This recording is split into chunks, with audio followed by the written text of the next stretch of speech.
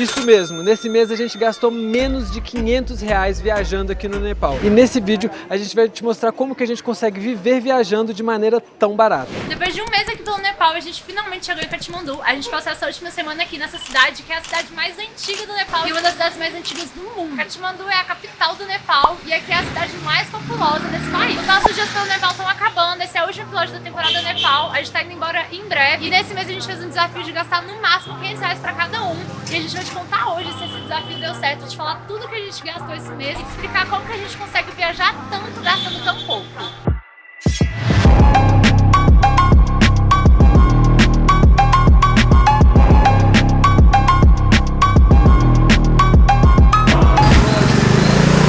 Katmandu é uma cidade muito antiga, tem coisas que eles nem sabem que época foi criada. Hoje a gente tá indo num templo, a gente sabe que ele é conhecido como Templo dos Macacos, mas eu não sei falar o nome dele em nepalês.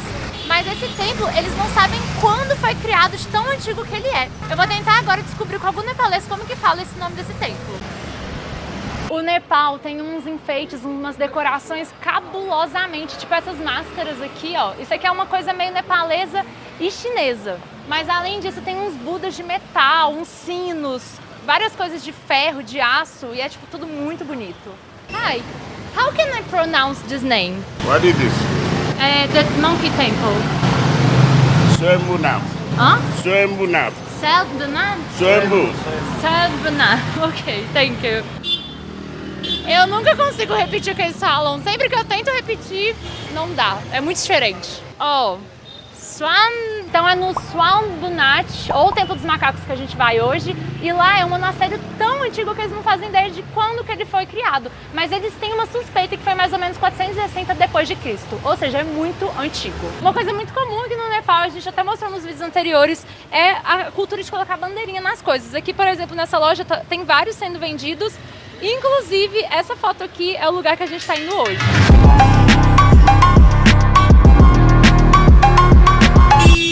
Agora são 11 e pouquinha e o sol já tá rachando nessa cidade.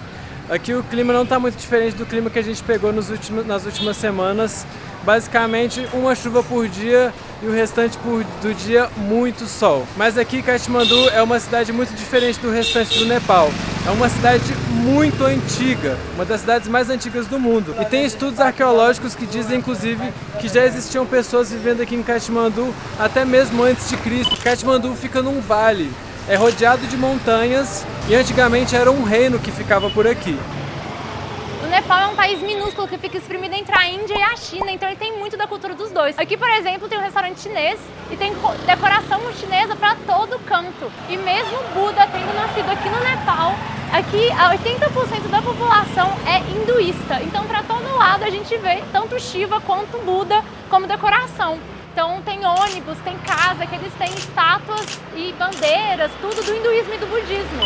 Isso é muito massa, porque as duas religiões aqui coexistem tranquilamente juntas. Nesse mesmo enquadramento, além de ter coisa da China, da Índia, do Nepal, também tem coisa da Coreia. Ali a bandeira.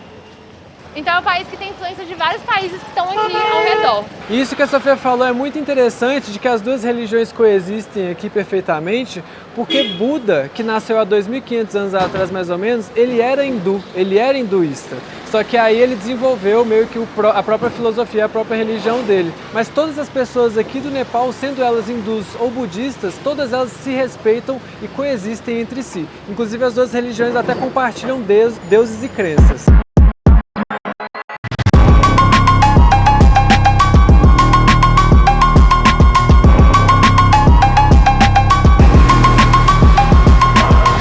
Usada aqui são as rúpias nepalesas. As rúpias nepalesas são muito interessantes porque elas são lastreadas nas rúpias indianas.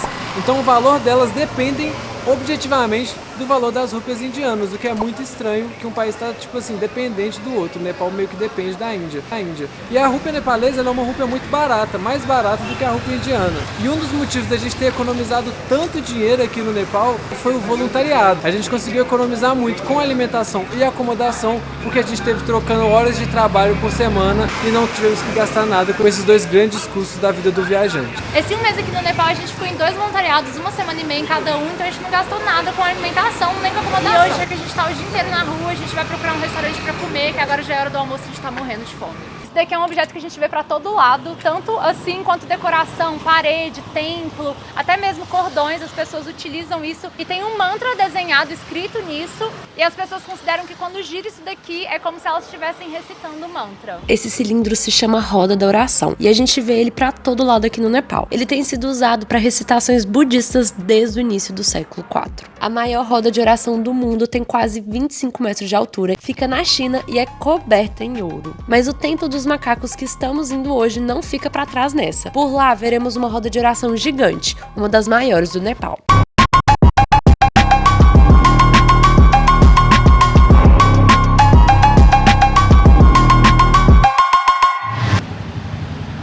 Olha o nível de complexidade dessa pintura, gente. Isso chama tanka. É um tipo de pintura típica aqui do Nepal. Esse lugar vem de vários tankas. Eu já ouvi falar que essas pinturas são tão detalhadas que elas podem demorar meses para serem feitas.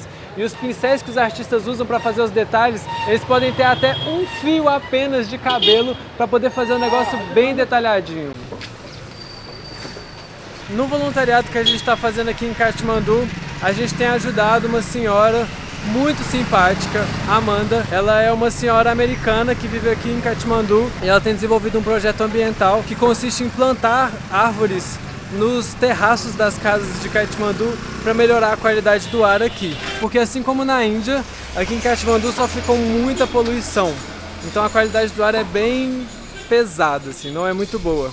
E aí a gente tem trabalhado para ela, a gente tem trabalhado entrando em contato com ONGs, entrando em contato com organizações para ajudar ela a botar esse projeto em prática. Basicamente nós trabalhamos de 4 horas por dia para ter aí almoço, para ter uma casa para ficar de boa, economizar muito com isso. A gente tem internet lá, então, assim, é uma casa totalmente instalada, perfeita. Engarrafou aqui, hein?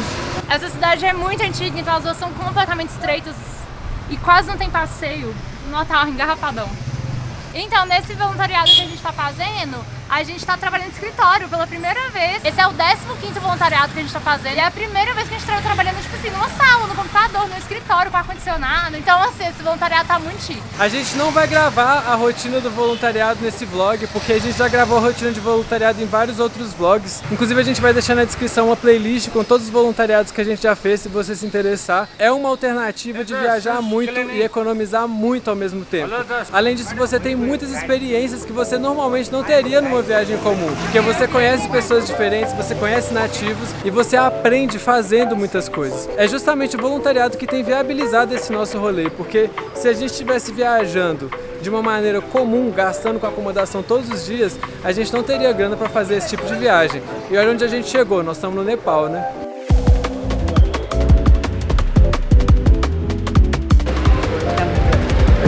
A gente usa a plataforma Doorpackers para encontrar voluntariado. Lá é perfeito, dá para filtrar bem direitinho, encontrar a vaga que você deseja mesmo. E você paga uma vez só para usar um ano inteiro, quantos voluntariados você quiser fazer, o que dá para economizar bastante. E o voluntariado é só uma das várias maneiras que a gente usa para poder viajar muito e economizar muito. A gente vai contar tudo o que a gente faz para você poder viajar ao máximo ao decorrer desse vídeo. Então vamos comer que eu tô morrendo de fome. Tem muita história nessas rachaduras. Pela cidade inteira, a gente vê muita rachadura nas paredes. Além dessa cidade ser muito antiga, em 2015 aqui teve um terremoto que destruiu grande parte da cidade. Muitos templos, muitos lugares que são muito conhecidos internacionalmente até, tiveram rachaduras e foram até destruídos. Esse terremoto foi o mais devastador do Nepal. Matou mais de 9.000 pessoas em todo o país e mais de 8 milhões de pessoas foram afetadas. Katmandu foi a cidade mais atingida e viu seus prédios, casas, templos e monumentos ficarem em ruínas. O tremor foi tão intenso que foi sentido na Índia, China, Paquistão e Bangladesh. A cidade demorou anos para se reerguer e ainda hoje, depois de 9 anos, podemos ver marcas dessa tragédia por toda a cidade. A gente encontrou um almoço por R$4 e vamos lá experimentar, ver como é que vai ser.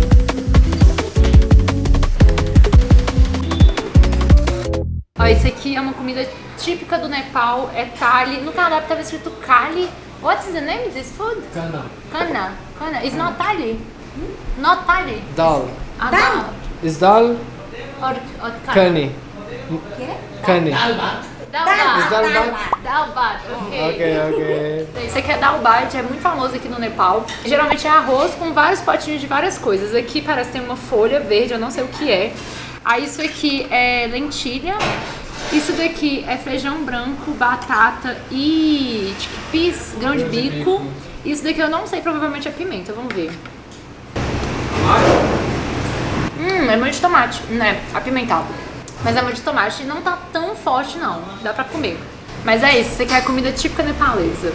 Essa folha verde aqui provavelmente é folha de mostarda. Ah, é. Eles também têm o hábito de colocar um limãozinho assim, ó, pra dar um charme e tal. E como se não bastasse a comida apimentada, aqui do lado tem um estoque de pimentas pra quem se interessar, olha, bem bacana.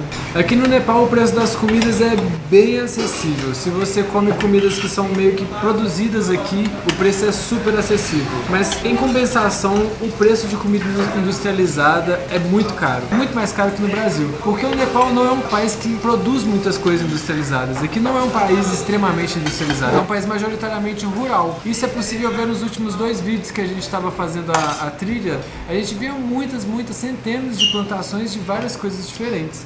Então, se você consome um alimento que é produzido aqui no Nepal, que normalmente são vegetais, frutas e outras coisas, o preço vai ser bem acessível. Mas se você quiser, por exemplo, comer um chocolatinho, o chocolate vai ser o dobro, o triplo do preço ou mais que a gente paga aí no almoço, que seria tipo entre 5 e 10 reais se você for comer na rua.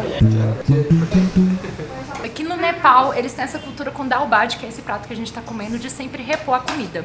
Então, se eu ficar aqui sentado o dia todo, eles vão ficar sempre repondo. Mas essa cultura é só com Dalbat, as outras comidas eles não repõem. Então, a gente tá sempre preferindo pedir o Dalbat quando a gente come fora. E esse mês com alimentação, faltam 2 dias pro final do mês, a gente gastou exatamente 427,40 centavos com essa comida que a gente tá comendo agora, dividido por 2, isso dá 213 reais pra cada um. Em um mês, com gastos de comida. Um mês viajando, a gente gastou isso aqui, cada um. E nessa soma, a gente levou em consideração todos os gastos com comida, com alimento que a gente teve nesse mês. Incluindo o supermercado que a gente comprou comida para levar pro trekking, que a gente passou mais de uma semana no trekking, no meio do mato. Incluindo os restaurantes que a gente comeu no meio do trekking, que foram bem caros, inclusive. E foram gastos que a gente não estava esperando. E isso são só os gastos com comida. Quando a gente te falar os outros gastos que a gente teve nesse mês, vocês não vão acreditar. Então fica nesse vídeo para vocês verem quanto que a gente gastou nesse um mês inteiro aqui no Nepal.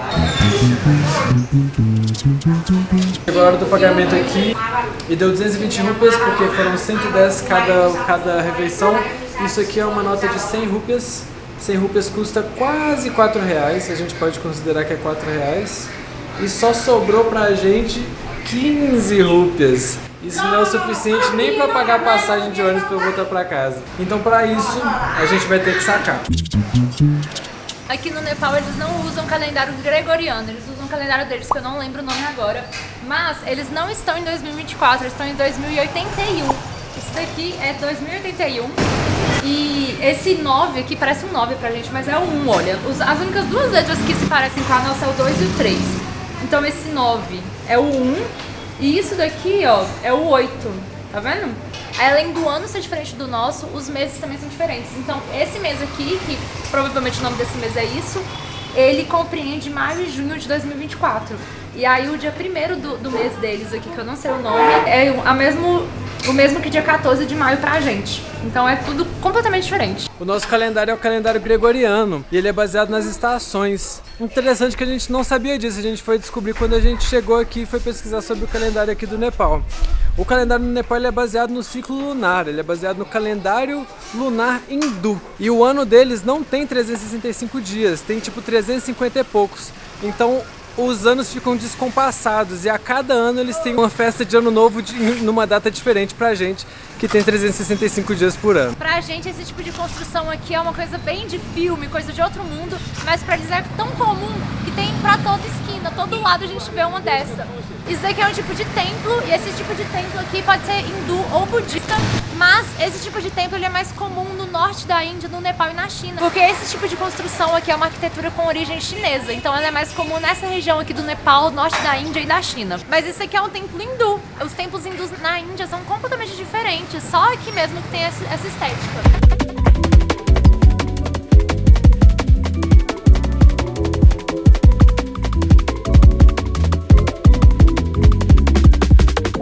A gente já viu muitas comparações entre Katmandu e a Índia. A gente não concorda com essas comparações. Apesar de Katmandu ser uma cidade com uma população bem grande, uma cidade densa, com um trânsito bem intenso, a gente não ouve buzinas o tempo inteiro aqui e não é tão barulhento o trânsito quanto é a Índia. É muito mais tranquilo de se caminhar pelas ruas daqui do que foi em Nova Delhi, por exemplo, que foi a nossa primeira cidade na Índia. Então não, Katmandu não é tão caótico quanto a Índia. Sofia tá procurando um elástico ali pra ela pôr na calça dela.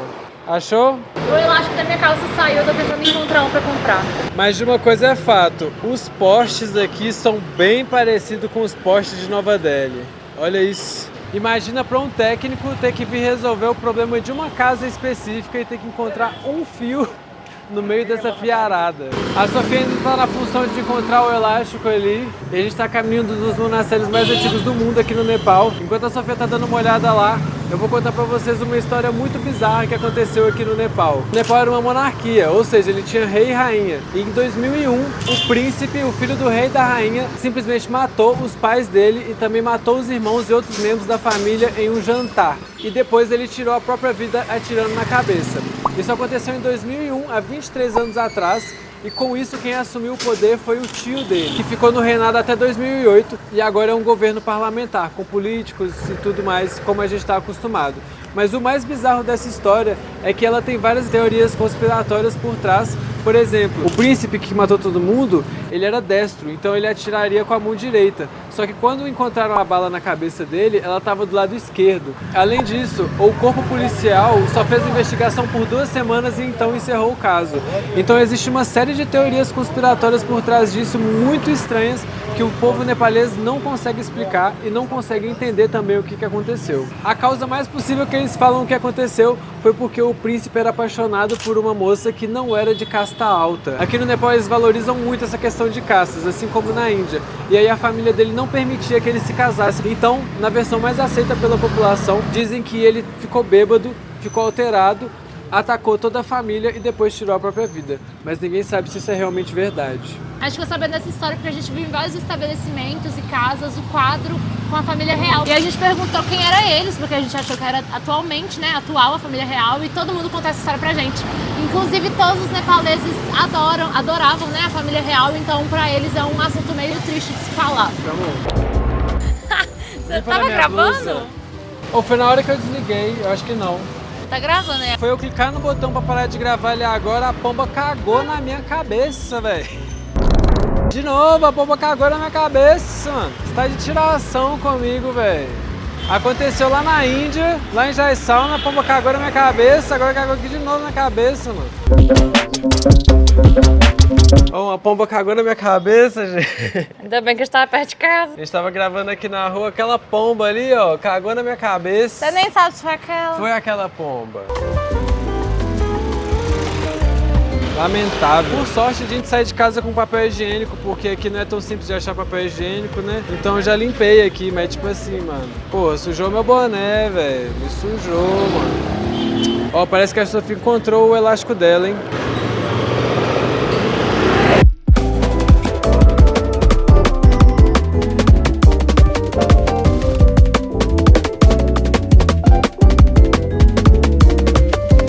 A gente finalmente encontrou um ATM logo ali, então é hora de sacar. Bora lá?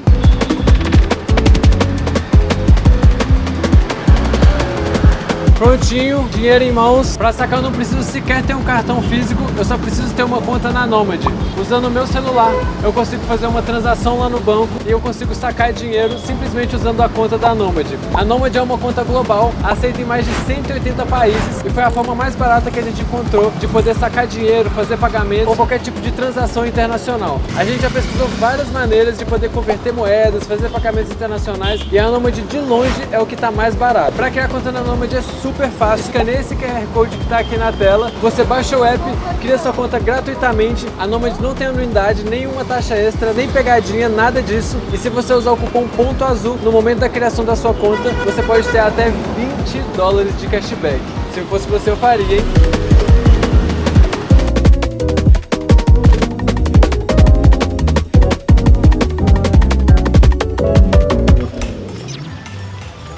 Faltam 5 minutinhos a pé para chegar no Templo dos Macacos.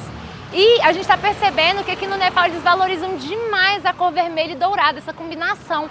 E aí me fez lembrar de uma curiosidade interessantíssima sobre o Nepal, que são as Kumaris. Kumar significa virgem, e a Kumari são crianças que eles acreditam que tem uma deusa que vive dentro do corpo delas. Atualmente a Kumari, ela tem 8 anos de idade, ela foi escolhida para ser Kumari aos 3 anos de idade. E as Kumaris, elas precisam obrigatoriamente usar apenas vermelho e dourado. Inclusive elas usam uma maquiagem na testa, que é um olho, que representa a percepção dela em relação ao mundo. Essa tradição das Kumaris existe há anos aqui no Nepal, e sempre que uma Kumari perde o cargo, outra Kumari assume esse cargo. E a Kumari, ela perde o cargo assim que ela menstrua pela primeira vez, ou caso aconteça algum acidente com perca de sangue. Eles acreditam que quando ela perde sangue ou menstrua pela primeira vez, a deusa deixa o seu corpo e entra no corpo de outra criança. Então, para ser Kumari, necessariamente tem que ser uma criança. E além disso, elas têm que atender a 32 requisitos físicos, como por exemplo, a cor dos olhos, do cabelo, o formato dos dentes, o tamanho das mãos e dos pés. E depois de conferir todos esses 32 requisitos físicos, eles fazem os testes psicológicos. Um dos testes para se tornar uma Kumari é feito em um quarto escuro, com sons sinistros, enquanto homens dançam com máscaras assustadoras, segurando cabeças de búfalo ensanguentadas. A garota que mais se mantiver calma é selecionada e sua vida inteira muda. Ela se torna uma deusa viva. Não pode mais tocar o chão com os próprios pés e só pode sair do palácio em ocasiões realmente especiais. Comenta aqui embaixo o que vocês acharam dessa tradição. A gente ficou bem chocado. Mas olha só, a gente já tá avistando o Templo dos Macacos. Acho que mais uns 5 minutinhos de caminhada a gente chega lá. Oi, macaco!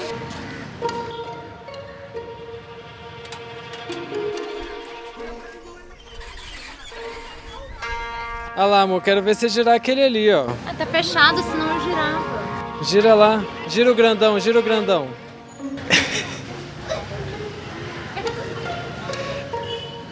Ó.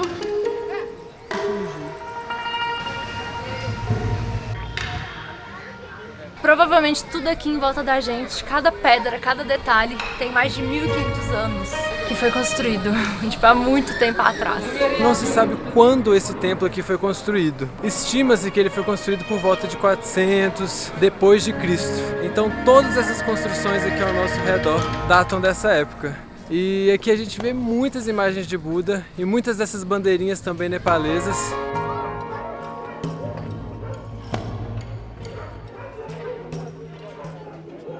Estamos finalmente chegando no templo. É uma escadaria para chegar até lá, fica bem alto. E logo aqui, nós nem entramos ainda e já é cheio de macaquinhos aos arredores. Só que todos eles são tranquilos. Parece que eles estão até num estado meio de contemplação, assim, eles estão só relaxando, observando a vista. Tudo certo, tudo na paz.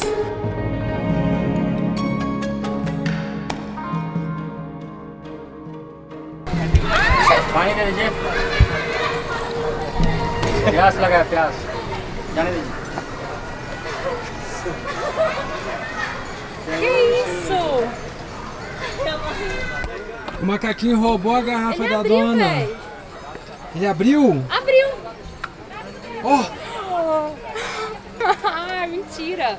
Véi, o macaco acabou de roubar a garrafa e ele abriu! E está tomando igual um ser humano. Caramba, velho! Ele abriu o negócio, igual um humano. Roubou a garrafa dela e tá bebendo aqui, ó, na boa. Oh, Cai não, hein? Cuidado. não quero mais. Eu sou macacura. Ele tá nem aí pra gente. Acabou? Já tá cheio? Ai, meu Deus. Daqui a pouco vai querer roubar um trem nosso aqui também. We have change for 1,000? Yes?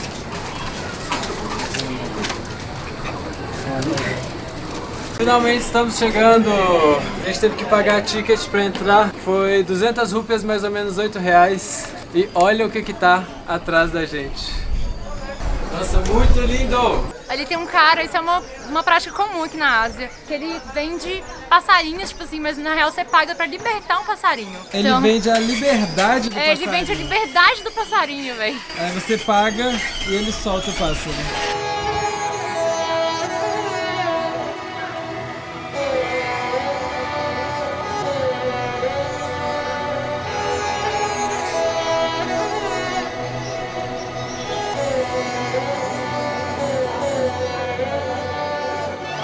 Nesse monumento aqui é um bloco de 4 faces e em cada uma das faces tem representado os olhos de Buda. Isso é para representar que Buda é onipresente, que ele consegue observar todos os lados. Além disso, entre os olhos tem o terceiro olho para representar uma conexão entre Buda e o mundo cósmico, que na linguagem deles é uma forma de mostrar que Buda está conectado com o todo. Entre os olhos mais abaixo, onde seria o nariz, tem um símbolo que é o 1, na numerologia do Nepal, que significa que tudo está conectado e tudo faz parte de apenas uma unidade. E essas são as representações desse maravilhoso e antiguíssimo monumento budista.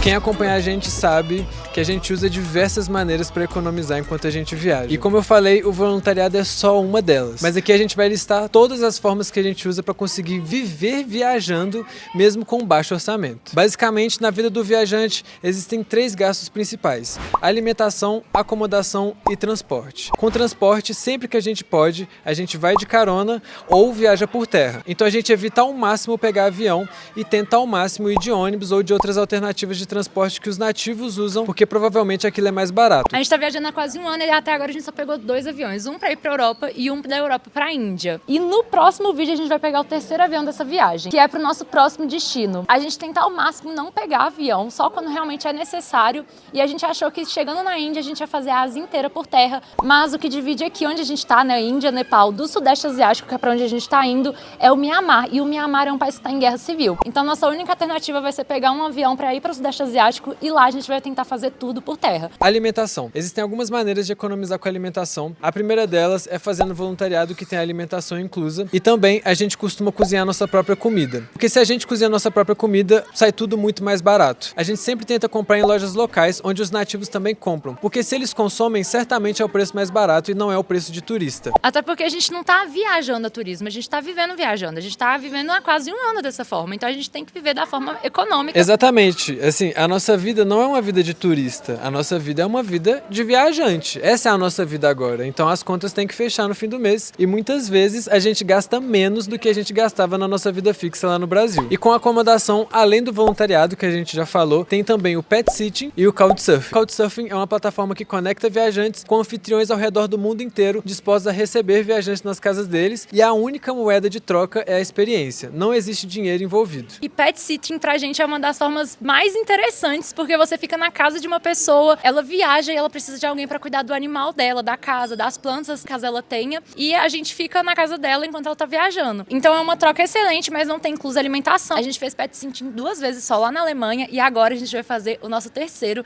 e vai ser uma experiência de mais de um mês no nosso próximo destino. A gente tá muito ansioso com essa próxima experiência de pet sitting porque a gente vai ficar 6 semanas cuidando de um gatinho, gente. Um gatinho. A gente vai ter uma casa inteira só pra gente por 6 semanas pra ficar cuidando de um gato. Na minha opinião, mesmo o pet sitting não tendo alimentação inclusa, você tem, assim, todo o tempo pra você e ter a companhia de um animalzinho que a gente sente muita falta. A gente tem vídeos aqui no canal, tanto de voluntariado quanto de pet sitting. A gente vai deixar os links aqui na descrição. E aqui vai a melhor parte. A gente tem links de desconto para essas 2 plataformas. A gente já falou da Worldpackers para você encontrar o voluntariado e ter 20% de desconto usando o cupom Ponto Azul. E a gente também tem um cupom de desconto da Trusted House Sitters, que é a plataforma que a gente usa para encontrar house sitting. Confere lá na descrição e se abra para esse mundo de possibilidades que é viajar ao mundo gastando menos que uma vida fixa. Claro que além de estar economizando muito enquanto a gente viaja, a gente também está fazendo dinheiro na estrada. A gente trabalha pelo computador e essa é a nossa vida de nomadismo digital agora. E é por isso que essa vida viajando está sendo possível. E agora vamos para a parte mais chocante desse vídeo, os gastos desse mês. A gente não sabe exatamente os gastos agora, até porque falta 2 dias para o mês acabar, mas a gente anotou tudo e tá na tela. Esse foi um mês excepcional pra gente. Gastamos menos de R$500, mesmo vivendo aventuras e experiências inesquecíveis. Nos propusemos a fazer esse desafio para provar que atualmente, com internet e plataformas digitais, é possível viver viajando gastando até menos que uma vida fixa. Nós somos nômades digitais e nosso objetivo é viajar o mundo inteiro enquanto trabalhamos pelo computador. Estamos vivendo há quase um ano dessa maneira e a cada novo destino percebemos que a hora de seguir esse sonho é agora. No No próximo vídeo chegaremos em Singapura, um dos países mais futuristas do mundo. Enquanto esse episódio não sai, aproveite para acompanhar a nossa temporada pelo Nepal, clicando nessa playlist.